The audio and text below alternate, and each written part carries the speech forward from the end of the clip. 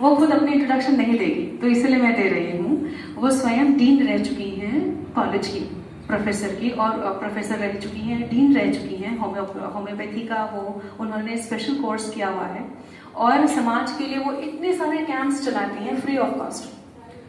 वो इसलिए ताकि जितने भी हमारी महिलाएं हैं, हमारे बच्चे हैं, जितने पिछड़े लोग भी हैं, सभी लोगों को उसमें वो सम्मिलित करते हैं। यहाँ पे उपस्थित एक एक जन, मैं वंदना जी के बारे में बात करूँ, हमारे पास महाजनी भाई साहब बैठे हैं, ठीक है, यहाँ पे पावकी जी बैठे हैं, हमारे इतने सारे जितने भी लोग, आप यहाँ पे आप इर्द गिर्द देखेंगे, दाएं बाएं देखेंगे, सभी लोगों ने समाज के लिए काम किया है।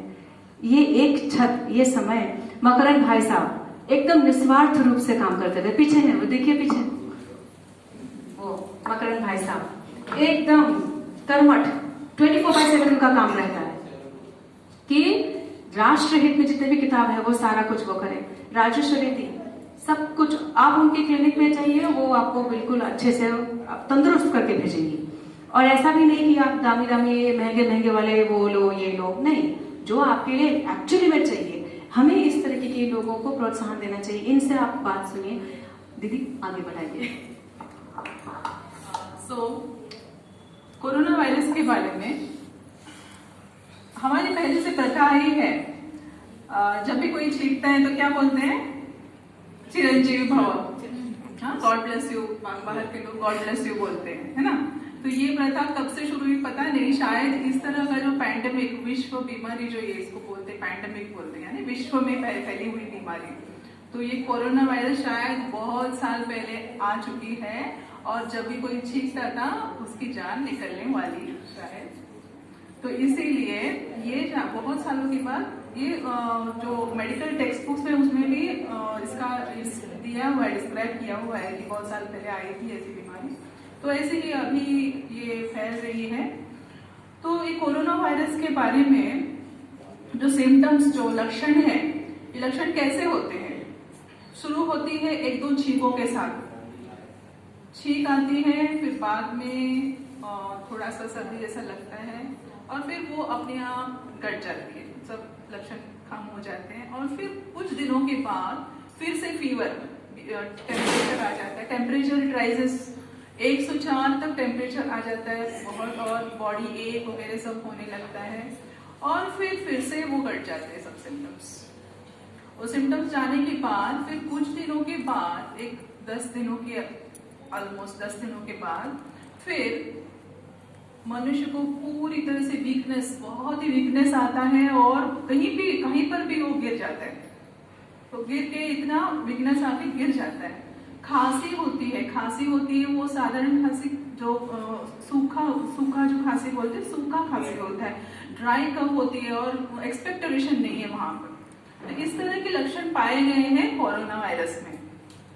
अब जब लास्ट स्टेज में जब पेशेंट को एडमिट किया जाता है, तो जो फाइंडिंग्स देखते हैं हम, वो फाइंडिंग्स में लंग्स जो होते हैं पूरी तरह से फाइब्रोज्ड हो जाते हैं। फाइब्रोज्ड होने के कारण पेशेंट श्वास नहीं ले पाता है, और दम उसकी घुटने लगती है। तो ये सब सिम्टम्स पाए गए हैं, और फिर बाद में धीरे धीरे करके सभी ऑर्गन्स फेल होकर उसकी मृत्यु हो जाती है, और वो बहुत ही कम समय में अचानक से हो जाती है। तो इतना खतरनाक बीमारी है। दूसरी बात यह है कि ये सब लक्षण सुन के घबराना नहीं है, इससे सावधानी लेनी है। ये भारत अपना ऐसा देश है कि यहाँ पर अपने संस्कार इतने अच्छे हैं, और प्रकृति भी इतने अच्छे दिए है भगवान ने हमको कि बहुत धूप वगैरह यहाँ पर है। तो ये जो वायरस है ज्यादा धूप में नहीं, 27 डिग्री इसका मैक्सिमम है, 27 डिग्री से ज्यादा होगा तो वो मर जाएगा वायरस। सो इतना अच्छा यहाँ पर प्रकृति भी है। तो यहाँ पर हमको सिर्फ थोड़ा सा प्रिकॉशंस लेना है, घबराना नहीं है, पैनिक ही नहीं होना है। पैनिक ही होने से क्या होता है, जब मनुष्य घबरा जाता है तो फ्राइट और फ्लाइट मोड में चले जाता है।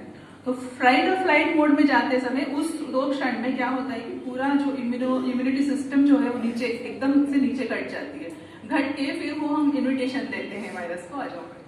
तो घबराने से ये नुकसान हो सकता है। सो पैनिक नहीं होना है, हमको प्रिकॉशंस लेना है। आयुष ने ऑलरेडी सर्कुलर दिया है, अनाउंस किया है, डिक्लेयर किया है कि यहाँ पर होम्योपैथी, आयुर्वेदिक, सिद्धा सिस्टम्स में से जो मेडिसिन दिए जाते हैं उसका ऑलरेडी सर्कुलर पास हो चुका है। लेकिन हम लोग डॉक्टर्स जो है, क्योंकि होम्योपैथी में हम हर एक इंडिविजुअल को अलग अलग से हम उसको मेडिसिन देते हैं। तो जो आर्सेनिक जो गवर्नमेंट ने आयुष मिनिस्ट्री ने जो आर्सेनिक 30 पोटेंसी में लेने के लिए कहा गया है, तो वो हम लोग देते हैं। और इसके अलावा सिम्टम्स, पेशेंट के जो सिम्टम्स अलग अलग से जो आते हैं, तो उसके हिसाब से भी हम मेडिसिन देते हैं। तो जो इसकी जो बीमारी की जो ट्रीटमेंट हम लोग किस तरह से देते हैं, पहला तो है precautionary prevention. Prevention is the best of cure. So prevention किस तरह से, प्रोफिलैक्टिक डोज ऑफ जो होम्योपैथिक मेडिसिन है वो देकर हम उसका ये करते हैं, प्रिवेंशन करते हैं। और एक तरह है प्रिवेंशन करने का हाइजीन फॉलो करके। तो हाइजीन के लिए क्या करना है कि अच्छी तरह से हाथ धोना है, और जब कोई छींके तो छींकते समय मुंह सामने कुछ कपड़ा वगैरह रख के क्लोज करना है, ठीक है। हैंड हाइजीन फॉलो करना है। आप सबको हैंड हाइजीन, हैंड वॉश के स्टेप्स मालूम है?